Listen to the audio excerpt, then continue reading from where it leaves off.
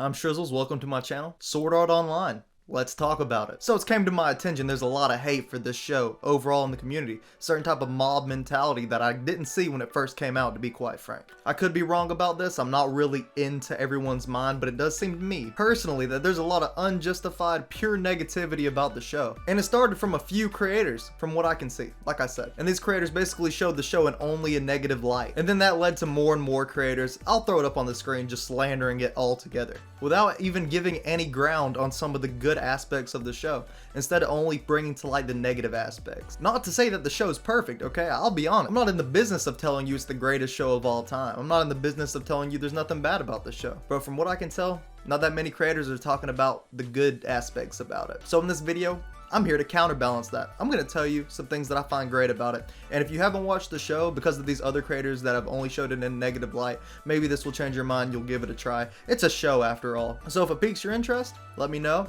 And if you have watched the show and you agree with me or disagree with me, let me know in the comments. And since I'm not one of those other creators, I'm just going to go ahead and preface this by saying, yeah, I can see some of the points on why some people might not like certain aspects of the show. Whether it be from time skips, not too much character development, or maybe you're just somebody who doesn't like it past the first season. Which, by the way, the latest season? Anyways, we'll get to that. So anyways, let's begin. First of all, we're going to start off with the setting, okay? 2022. By the way, only a year from now. Obviously, the show was not dead on in any way, shape, or form. It definitely wasn't meant to be a predictor. But some of the things that happen in the show are in our conversations about what could happen in the future now. And I find that just amazing. I find that the fact that this could happen, like, these things that happen in the show could be semi-implications in real life. And obviously, that being part of the settings, like I said. So let's look at those. You end up with a virtual reality world. Basically, just somewhere where you can't really tell the difference between here and there. To an extent, obviously they know it's a game, obviously they joined it as a game, but at the same time, they ended up living out their lives there. It shows you there's some type of realism to what was going on. An alternate world type of realism. And it also gives us a glimpse to what could happen if this type of technology gets into the wrong hands. Many scientists and stuff kind of already speculate that something like this is going to happen. Not sure when, probably not for, you know, decade or a couple, but it's definitely going to happen is the crazy. And obviously, given whoever's the person that's making this technology or running it, things can go different, and this is a possibility, strangely enough. Being held hostage by the game's creator, that was crazy. That was crazy. The first episode was unique to say the least. Which, by the way, the Genshin Impact developers planning on making something similar to a Sword Art Online within the next 2 decades. I don't know how he's planning on doing that, but supposedly. I'll throw something up on the screen for you to look at. I don't know. That would be interesting to see, and I don't know how they're going to do that while balancing out the game that they're already working on. By the way, Genshin Impact, great game. Now, obviously, it's one thing to just get trapped in a game, right?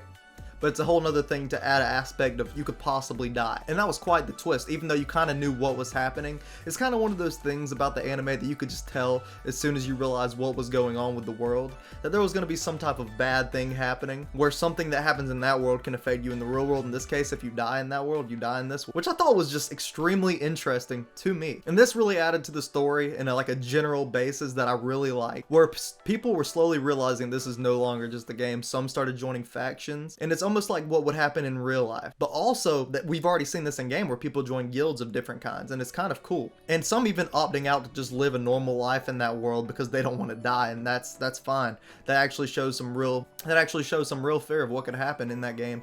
And yeah, some people just choosing to live a normal life there and let somebody else take care of it because they just don't want to die, and that is understandable. And by the way, comment, would you be taking part in trying to clear the game, or would you just say, nah man, I'm not trying to die, and just go back to a hotel, start a business, become a merchant? I don't know, let me know. Okay, so moving on. Another thing that people complain about is that the character is overpowered, and it's not necessarily that he's overpowered, I guess, because what main character isn't overpowered, right? But that there really wasn't a training arc like there is in a lot of animes or something like that, especially with fighting and whatnot. Usually there's a training arc in certain levels, but he kind of came into it overpowered in a way. But at the same time, I think this added to the show. I don't think this is a bad thing, because at the same time that he is overpowered as an individual, he realized how hopeless and like how little he could do as far as his own power, like how powerless he really was in the face of having to protect everyone, and the fact that he was in the grips of some game that he can't even get out of without clearing it, and that no matter how strong he is, he can't save anybody. and part of that powerlessness really added to the show in my opinion. There's that scene with the girl that he met in one of the first guilds that he joined. It was sad, and it really gave him a deep introspection and kind of sent him into this isolation mode where he didn't want to talk to anybody else. He wanted to go back to being, it was sad, and it kind of put him in this introspection mode that he should just be alone and shouldn't have to deal and be a burden to other people. And in that case, he even pretended that he wasn't such a high level just so he could be in their group without making everybody kind of weary of him, but at the same time realizing that if he would have told them, maybe they would have listened to his warnings, and the girl that he was really good friends with and so on with the other people that died may not have met their fate like that. So yeah, to me, things like that, regardless of the character being overpowered to begin with, no training arc, have just a different take on power, you know? Regardless of your own individual strength, there's still things that you can't do for other people, and also the way that you communicate your power to others to help. One of those things that I really enjoyed. Also, something that I found kind of funny was the fact that beta testers were frowned upon, kind of like in the way that whenever you play against somebody, kind of like in the way if you play against somebody online on some type of game and they have some type of like beta symbol, like they played in the beta or whatever, and they're really good, that's your excuse for losing to them. Like, dang, man, he was in the beta, no wonder. Oh my god, what a guy. You know what I'm saying? Like, you're just like, if I played in the beta too, I would have beat him. I don't know, I thought that was hilarious. And speaking of that small guild that he was in, I also thought it was interesting that, you know, it wasn't just like you join a guild, it's like you have small, homely guilds that just go out and do some killing. You have bigger guilds that are like the main people that clear out the levels. And then you have even criminal guilds, which I thought was like even crazier. People that PK or player kill and take their items, and they're pretty much just evil people, and it even continued on into a virtual world, which the thing is, those people were probably trolls in real life on a game, you know? But it's just too bad whenever their trolling tendencies pulls up into a game where you can die. That's actually really bad. Don't do that. It was kind of one of those things that's like, wow, that's true. That happens everywhere, and like what people do about that, you know? I thought that was interesting too.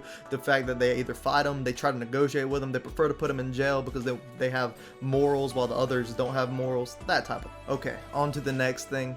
The actual game-like progression I just thought was cool myself, you know? I like games. I played a lot of games. 1v1 me, by the way. Okay, but seriously, the game-like progressions here and there where they triumphed and it gave them some hope was amazing, as well as the times that things got harder and seemed like they were out of reach. That also kind of reset that morale and really made them think about it.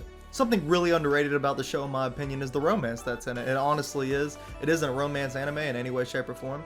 And in some ways, it even becomes like a slight version of like a harem, and that kind of put a damper on things, not too great. But overall, they had some romance, and especially in the first season, as we've been talking about for the past few points of the show. Which, by the way, like I said, we will get into some other seasons and how I feel about those as well. But the romance was solid in my opinion. I really thought it was good. Yeah, to me, the romance in it had some beautiful scenes that I thought were great. And it really showed that, like, sometimes whenever you open up to people, yeah, to me the romance in it was really good though. For being a non-romance anime, I thought it was great. And you kind of knew that it was coming. First of all, I mean, did you see the cover? But secondly, whenever those two first met and you could kind of tell that she was a girl, but then like he found out and he was like, oh, but then he had to leave. And then that scene where they left, you know what I'm talking about. I don't know, I need to stop talking in these abstractions, but into my opinion, it came out with some really good scenes. I'll have some right here and right here, and I just thought they were great. But not only were those scenes great and the romance was wholesome in my opinion, also there were moments that came from that, with Kirito overcoming something out of pure love, basically, which I always think is good. I mean, it's cheesy, but I really do like it, seriously. Just seeing people overcome something because they have a new reason, or a person that they would like to overcome this situation because they know them or because they love them. I think that's great, and it has some, and makes me happy, makes me smile. Another thing that I find interesting is the fact that the creator of the game was the final boss, and like I said, season 1, you know, but he was the final boss, and he was actually in the game the entire time fighting with the people who he was holding hostage, which was a big plot twist, and it's kind of thrown me for a loop too, if you can't tell. So now moving on past the origins and what I think was so great about it initially, there's obviously been some people who have some problems with the other season, and sometimes, now from what I've seen, people go to arc 2 or season 2 and they kind of just don't like it anymore. They think they're kind of just forcing a story, and I kind of understand that. When I first started watching, I was like, really, this is what's happening? Come on, man, like there's no life or death going on to an extent, and it felt like they were just trying to push out episodes. I kind of get that, but I actually really enjoyed it once I just gave it a chance of a few episodes. Obviously, sometimes people have an issue with new characters coming in, kind of like with Boruto. Like, Boruto's actually not bad, and I know I'm going off on a tangent, but at the same time, people just didn't like the fact that there was a show about new characters, even though it had the basis from old characters instead of just being a brand new show. And I kind of get that. But they really kept the old squad intact, and I think they moved on with the show really great.